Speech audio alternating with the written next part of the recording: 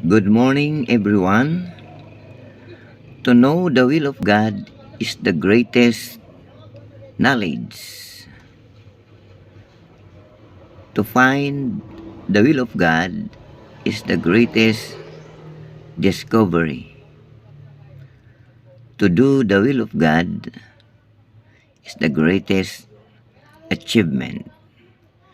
Kapag nalaman natin, natuklas natin, at gawin natin ang kalooban ng Diyos, ito po ay dakilang achievement sa kaharian ng Diyos.